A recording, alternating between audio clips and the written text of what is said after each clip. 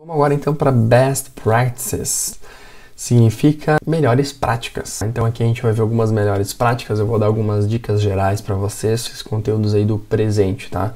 Algumas dicas aí que vai facilitar para vocês quando vocês se depararem com essas situações. A primeira eu já comentei, né? O apóstrofo em inglês serve para contrair uma palavra a fim de facilitar a sua escrita e pronúncia, né? Por exemplo, eu vou usar don't, o doesn't, né? O don't simplesmente é uma abreviação do do not, que é o não usado em frases no presente. O doesn't, né, nada mais é do que o does not usado na negativa com frases quando é na terceira pessoa do singular, certo? Outra curiosidade é que os idiomas ingleses são escritos em maiúsculo, Spanish, English como exemplo, tá? No português, né, quando a gente vai escrever inglês, português, eu escrevo ele em minúsculo, né? No inglês, por padrão, eles têm o costume de escrever o idioma com letra maiúscula, tá? Outra bem importante, quando você responde uma pergunta objetiva, para dizer sim ou não, você deve usar yes or no, ao invés de usar o don't ou do not. O que acontece? Isso que gerou bastante dúvida já com meus alunos, tá? Esse don't, ele é usado como não quando eu estou formulando uma frase. Por exemplo, eu não como carne, I don't eat meat. Eu estou fazendo uma frase. Ou eu vou dizer que você não bebe café. You don't drink coffee. Beleza? Eu estou usando a frase, estou montando a frase, eu estou usando o don't para estruturar minha frase bonitinha, né? A frase tem um sujeito, eu uso o não, eu uso o verbo e assim vai. Já o yes or no, ele é usado quando tu vai responder uma pergunta que alguém te faz de forma objetiva. Como algum exemplo. Alguém vai me pedir assim, por exemplo, do you drink beer? Você bebe cerveja? Eu posso responder no. Não bebo cerveja. Do you drink beer? No. Se eu quiser complementar a resposta, eu posso complementar ela dessa forma. No, I don't drink beer. Então, qual que é a ideia? Do you drink beer? A pergunta e a resposta eu digo não. Eu não bebo cerveja. O primeiro não, ele é o não curto, rápido. A resposta rápida que eu dou, não. E depois eu monto minha frase bonitinha. Eu não bebo cerveja. Muita gente me pede, tá, mas sou obrigado a sempre repetir o que eles me perguntam. Não é, né? Igual no português, né? Tu não é obrigado a responder conforme... a gente não fala, se alguém te pedir você bebe cerveja, eu posso dizer não, ok, né? Não sou obrigado a repetir. Mas é só um exemplo que se eu for complementar, eu tô montando uma frase e eu uso don't. Mas a resposta rápida é yes or no, ok? Próximo item, tá? O verbo to like significa gostar de, tá? O que acontece? O to like já significa gostar, ele já tem embutido esse de. Já tem automático, implícito esse de. Então, quando eu vou dizer eu gosto de você, eu não preciso falar I like of you, né? Porque o of é o de separado. Só a palavra of significa de. Mas nesse caso eu não preciso usar. Então, quando eu digo gosto de você, I like you. Eu gosto de você, I like you. Então, esse de, repare que ele vai junto com o verbo sem necessidade de eu escrever nada à parte, certo? Outra questão que o pessoal tem bastante dúvida, o pessoal se confunde bastante, mas faz parte, até nós conseguir dominar o conteúdo, é quando usar dois verbos na mesma frase, o segundo verbo deve vir com o to. Por quê? Vamos supor que eu fale ali, no exemplo a gente tem eu gosto de comer, né? Vamos usar esse exemplo. Olha só no português, eu gosto de comer. Como é que eu digo eu gosto? I like, certo? Esse de, lembrando, o de já está implícito, né? No exemplo anterior, não preciso usar o de. Como é que eu digo comer? Vocês lembram que a gente viu no início do curso, que a frase no infinitivo eu tenho que usar o to para indicar o infinitivo, então é to eat. I like to eat. Às vezes o pessoal fala I like it. I like it dá a impressão que fica eu gosto como. Então é I like to eat. Eu gosto de comer. Agora eu vou dizer que eu quero estudar. I want to study. Porque eu quero, I want. Estudar, lembram? Infinitivo, forma natural do verbo, verbos terminados em ar, er e ir. Estudar termina em ar. É um verbo no infinitivo, então eu tenho que indicar o to. Então, I want to study. tá? Eu preciso trabalhar. I need to work. Eu preciso trabalhar. I need to work. Então, quando o verbo está no infinitivo, a gente tem que usar o to, ou dá para pensar também que quando eu quero separar um verbo do outro, eu uso o to, certo? Outra questão, quando a preposição a, né?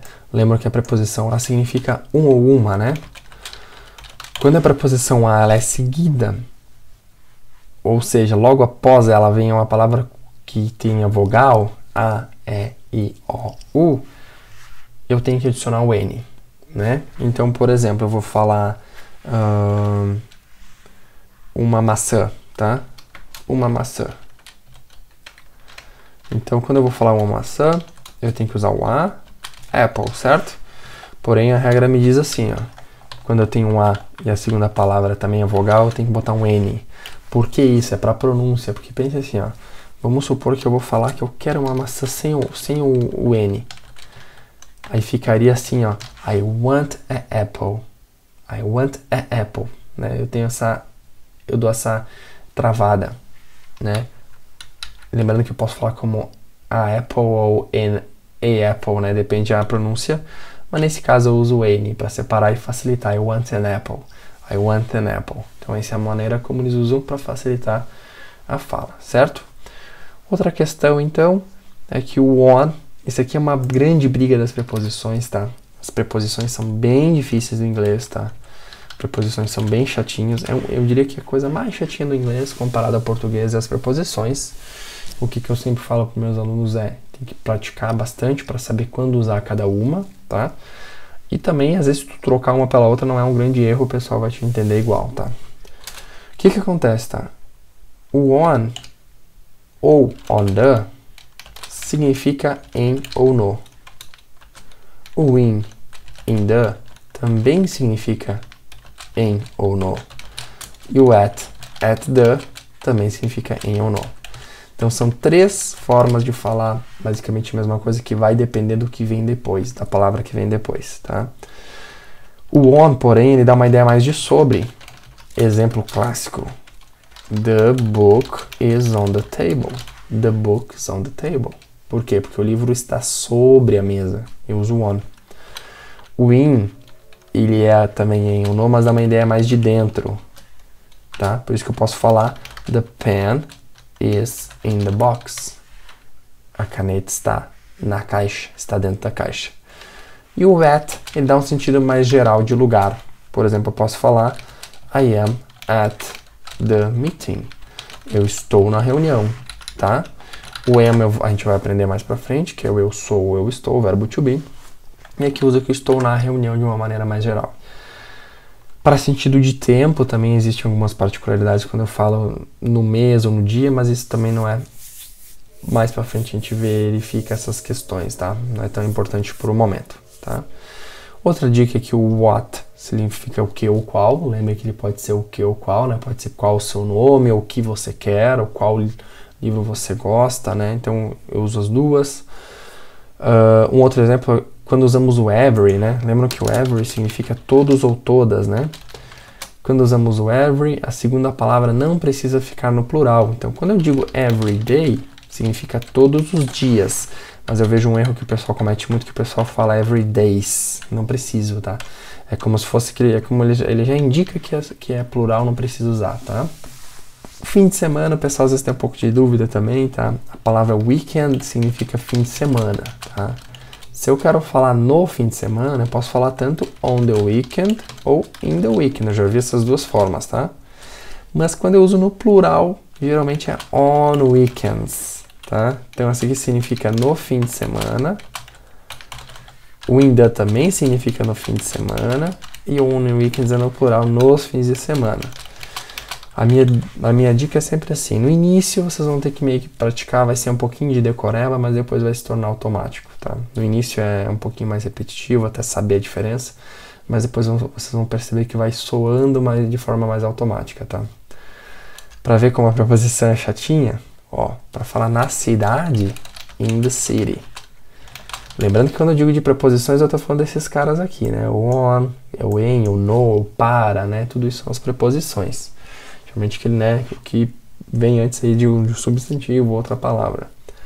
E quando eu quero dizer na fazenda, on the farm, e olha só, se você separar, vocês vê que não faz muito sentido, não tem muita lógica. Por que na cidade ainda city, in the farm, é na fazenda? Realmente é chatinho, tá? A gente vai decorando, tá? E a gente vai acostumando com isso. Mas, de novo, se vocês trocarem isso, não é um grande problema. Fiquem tranquilos, não vai ser algo que vai fazer o nativo, né, ou seja americano ou canadense, não entender a mensagem, ele vai entender. Outras preposições para falar ao meio-dia eu uso at noon, né, ao meio-dia ou no meio-dia, e na meia-noite at midnight, tá? À meia-noite ou na meia-noite, certo? Outra questão que é bem usada, eu gosto bastante de usar essas duas palavras, o pessoal tem dúvida, é que o a lot, tá? Ele significa muito, e o a lot of significa muitos. É como se o a lot ele fosse parecido com o much também, lembram do much? Muito, singular, tá? A gente chama que é para coisas incontáveis, tipo eu comi muito, eu bebi muito, é singular, não é muitos, coisas incontáveis.